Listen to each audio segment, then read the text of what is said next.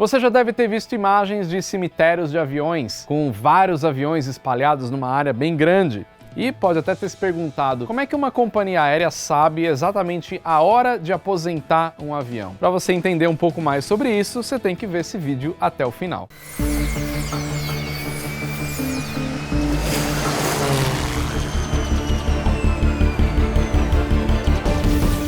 Fala pessoal do Aero, tudo bem? Aqui no Aero Por Trás da Aviação nós já fomos visitar um ferro velho de aviões que tem peças de aeronaves bem legais, bem interessantes. O vídeo tá aqui na descrição e também no card. E muita gente naquele vídeo perguntou, tá, mas como é que a companhia aérea sabe qual é o momento de parar um avião, né? Finalmente aposentar e não voar mais. Como todo tipo de máquina, em algum momento é necessária a substituição de uma aeronave antiga por uma aeronave nova. A verdade é que a vida útil dos aviões depende de uma série de fatores. Tem aviões que envelhecem bem e tem aviões que envelhecem mal. Depende do tipo de operação, quem está usando, aonde está voando. Então, é muita coisa que precisa ser levada em consideração para determinar a aposentadoria de uma aeronave. Apesar dessa idade cronológica ser algo importante, o tempo de vida de um avião é mais afetado pelos ciclos de pressurização e pelas suas horas de voo do que pela sua idade em si. Ou seja, o ano de fabricação daquele avião não é o principal fator que determina se aquele avião é bom para voar ou não. Depende muito da sua operação. Órgãos reguladores, como é o caso do FAA,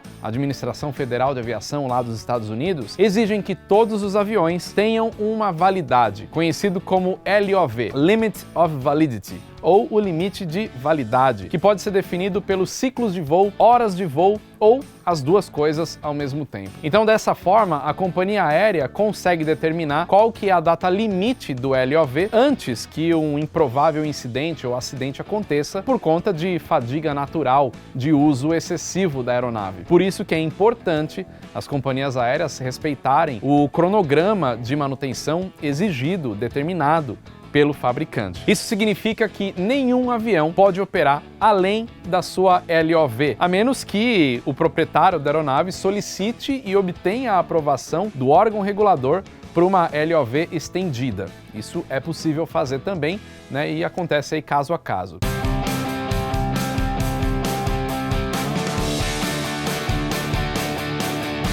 Então isso significa que toda aeronave antiga é perigosa para voar? Não, isso por conta dos rigorosos parâmetros estabelecidos pelos órgãos reguladores, e existem vários programas de manutenção de aeronaves antigas. Um fator mais crítico do que a própria idade da aeronave em si é a qualidade da manutenção da aeronave. Componentes como motores, fiação, elementos estruturais, instrumentos, tudo isso pode sofrer desgaste, corrosão, fadiga ou outras falhas por conta do envelhecimento antes mesmo que a aeronave chegue no final da sua vida útil. Isso significa que a necessidade de substituição ou revisão de peças para manter a aeronavegabilidade são mais importantes do que o envelhecimento da aeronave.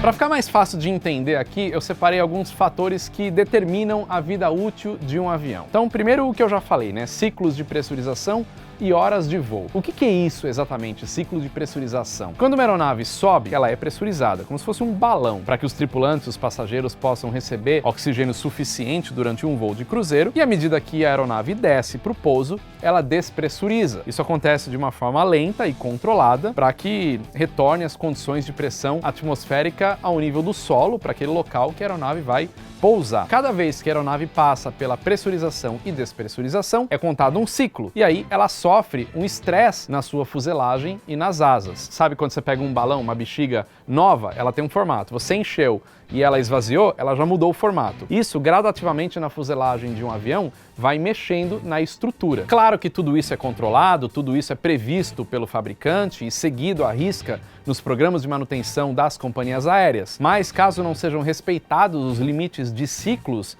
de pressurização, o avião pode apresentar rachadura, pode levar a uma ruptura de uma ou mais partes da aeronave e ele pode se despedaçar em voo. Isso atualmente é muito mais difícil de acontecer, mas já aconteceu. Exemplo disso foi no voo 243 da Aloha Airlines. Em 1988, um Boeing 737-200 sofreu uma despressurização explosiva e aí parte da fuselagem, na parte da frente, em cima, essa parte da fuselagem foi arrancada. Felizmente, todos os 90 passageiros sobreviveram, mas infelizmente uma comissária de bordo acabou morrendo porque ela foi lançada para fora da aeronave. Depois disso, durante as investigações, eles identificaram vários pontos de fadiga por conta desse 737 ultrapassar o seu limite de pressurização. No caso, o limite do 737 era 75 mil ciclos e a aeronave em questão, que sofreu esse acidente, estava com mais de 89 mil ciclos. Ou seja, é mais de 14 mil ciclos a mais do que aquela aeronave foi projetada para suportar. A partir desse acidente, tanto a Boeing como o FAA adotaram diretrizes e regras mais rígidas que depois foram adotadas por todos os órgãos reguladores do mundo inteiro.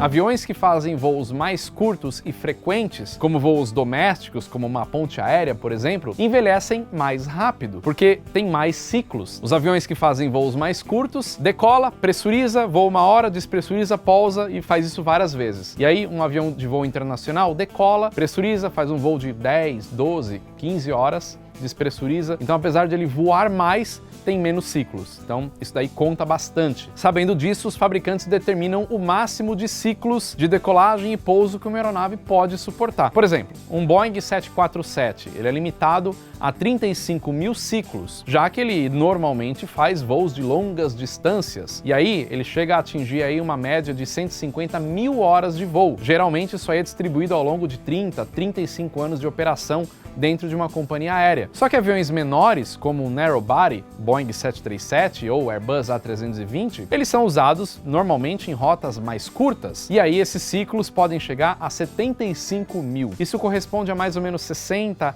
a 70 mil horas de voo, que geralmente são distribuídas ao longo de 15, 20 anos de operação em uma companhia aérea. Então, resumindo, não importa qual que é a idade do avião, mas sim a quantidade de ciclos e horas de voo durante um determinado período. Um exemplo disso são aeronaves não pressurizadas, que pode ter uma vida útil maior do que as aeronaves pressurizadas. Eu posso citar aqui o Douglas DC-3, um avião produzido na década de 30, 40, que já passaram por retrofit, estão sendo utilizados até hoje em alguns lugares, mesmo depois de 80 anos da sua construção. Um avião como esse pode estar em melhor condição de voo do que um avião comercial pressurizado com 50 anos.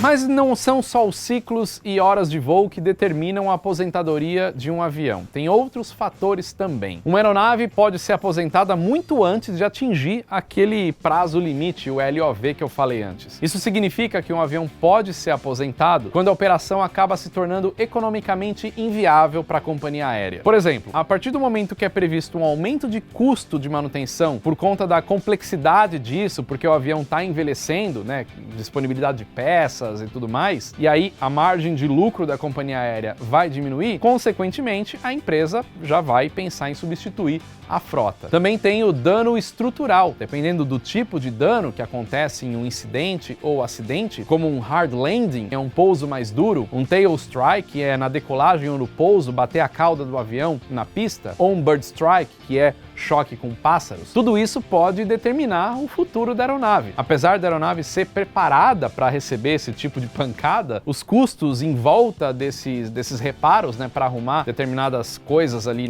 depois de um bird strike ou um tail strike, alguma coisa do tipo, isso daí pode superar o ganho, né, dessa aeronave em operação para tentar manter esse funcionamento. Então, vale mais a pena aposentar a aeronave porque, vamos dizer que fica mais caro o molho que o peixe. É mais caro reparar a aeronave para fazer voltar a voar do que simplesmente aposentar e partir para uma outra solução.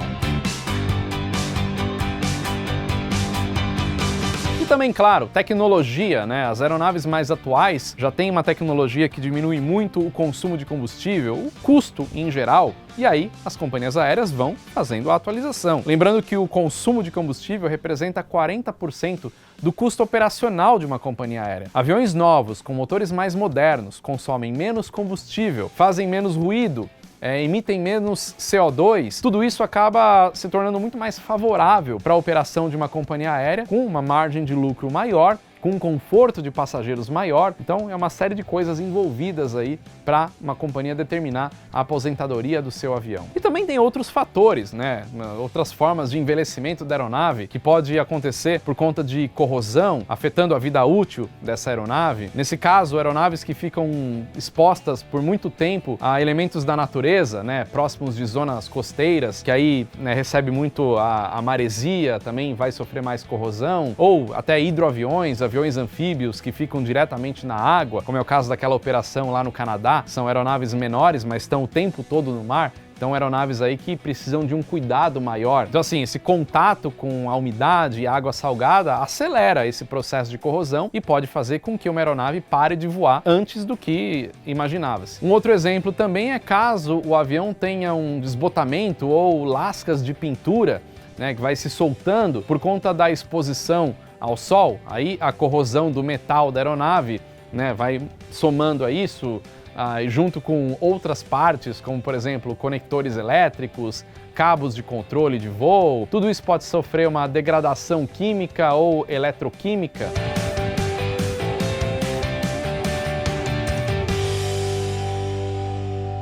Depois que a companhia aérea decide aposentar um determinado avião, existem duas opções. Uma delas é vender a aeronave, caso ela seja da companhia aérea, né? Se caso for de uma empresa de leasing, aí a companhia devolve e a empresa de leasing dá algum fim nessa aeronave. Mas enfim, independentemente se for a própria companhia aérea ou a empresa de leasing, eles vão determinar se isso vai para um outro operador para fazer alguma outra coisa, ou vai para um cemitério de aeronaves, um ferro velho para vender a peça inteira, partes como sucata, mais ou menos como eu mostrei naquele ferro velho que a gente visitou, né, que tem várias aeronaves. E aí depende o que cada comprador vai querer fazer com aquela sucata de avião. E lá eu falo também por que um avião não vira panela. Se você tem curiosidade de entender por que avião não vira panela, clica no link na descrição sobre o vídeo ali do ferro velho. Bom, e tem que ver também se o avião vai estar seguro para voar. Para ir para outro operador, precisa avaliar se ele está seguro para voar, se está de acordo com o LOV, aquele limite de